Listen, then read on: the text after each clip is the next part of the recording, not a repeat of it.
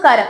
Road ഗതാഗതത്തിൽ വിപ്ലവകരമായ മാറ്റം കൊണ്ടുവന്നിട്ടുള്ളത് എന്നും LDF സർക്കാർ തന്നെ. കേരളത്തിലെ റോഡ് ഗതാഗതം മികച്ചതാക്കാൻ LDF കൊണ്ടുവന്ന പദ്ധതികളെല്ലാം വിപ്ലവകരവും വിജയകരവുമായിരുന്നു. സംസ്ഥാനത്തുണ്ടാകുന്ന വാഹന അപകടങ്ങളുടെ തോത് കുറയ്ക്കാനുള്ള ശക്തമായ നടപടി കൈക്കൊള്ളാനാണ് ഇനി സർക്കാരിന്റെ തീരുമാനം. നിരന്തര റോഡ് അപകടങ്ങൾ ഉണ്ടാകുന്ന സാഹചര്യത്തിൽ നിയന്ത്രണങ്ങൾ കടുപ്പിക്കാനാണ് ഗതാഗത മന്ത്രി KB ഗണേഷ് കുമാറിന്റെ അടുത്ത നീക്കം. സംസ്ഥാനത്ത് വാഹനങ്ങളുടെ അമിത വേഗവും നിയമലംഘനങ്ങളും തടയുന്നതിന്റെ ഭാഗമായി കർശന പരിശോധന ആരംഭിക്കും. മോട്ടോർ വാഹന വകുപ്പിന്റെ പ്രത്യേക സ്ക്വാഡുകളായിരിക്കും പരിശോധന നടത്തുക.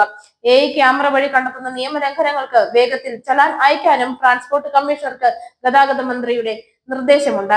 രാത്രികാലങ്ങളിലും പരിശോധന ഉണ്ടാകും. മദ്യപിച്ച് വാഹനം ഓടിച്ചാൽ ലൈസൻസ് സസ്പെൻഡ് ചെയ്യുന്നത് ഉൾപ്പെടെയുള്ള കടുത്ത നടപടികളാകും ഇനി ഉണ്ടാകുക. ഗതാഗത വകുപ്പിന്റെയും പോലീസിന്റെയും സംയുക്ത യോഗം ഇന്ന് ഉച്ചയ്ക്ക് ഗതാഗത മന്ത്രി വിളിച്ചു ചേർത്തു. സ്വകാര്യ ബസ് ഉടമകളുമായുള്ള ഗതാഗത മന്ത്രിയുടെ യോഗവും ഇന്ന് തന്നെ നടക്കും. നാളെ ഗതാഗത വകുപ്പിന്റെയും പൊതുമരാമത്ത് വകുപ്പിന്റെയും സെക്രട്ടറിമാർ പങ്കെടുക്കുന്ന മറ്റൊരു യോഗവും ഉണ്ടാകും. വാഹന അപകടങ്ങൾ കുറയ്ക്കാനുള്ള നടപടികളെ കുറിച്ച് ആലോചിക്കുന്നതിന്റെ ഭാഗമായാണ് ഈ യോഗങ്ങളെല്ലാം. അതിനിടെ KSRTC ശമ്പളം ഇന്ന് രാവിലെ 10 മണി മുതൽ ഒറ്റത്തവണയായി വിതരണം ചെയ്തു തുടങ്ങി. ശമ്പളത്തിനായി സർക്കാർ നൽകുന്ന തുകയുടെ ആദ്യ ഗഡുവായി 30 കോടി രൂപ KSRTCക്ക് ലഭിച്ചിട്ടുണ്ട്. 5 ദിവസത്തെ KSRTC ഇന്ധനത്തിനായി നൽകേണ്ട തുക കൂടി ശമ്പളത്തിനായി മാറ്റിയാണ് ഒറ്റത്തവണ തന്നെ ശമ്പളം വിതരണം ചെയ്യുന്നത്. കേരളത്തിലെ മുഴുവൻ KSRTC ബസ്സുകളും എയർ കണ്ടീഷൻഡ് ആക്കാനുള്ള പദ്ധതിയാണ് ഏറ്റവും പുതിയ വിപ്ലവകരമായ മറ്റൊരു തീരുമാനം. ഇതുടനെ നടപ്പാകുമെന്നും മന്ത്രി അറിയിച്ചിട്ടുണ്ട്. എല്ലാ ബസ്സുകളും ക്യാമറകൾ ഘടിപ്പിക്കും. ക്യാമറ കൺട്രോളുകൾ നേരിട്ട് KSRTC ആസ്ഥാനങ്ങളിലായിരിക്കും.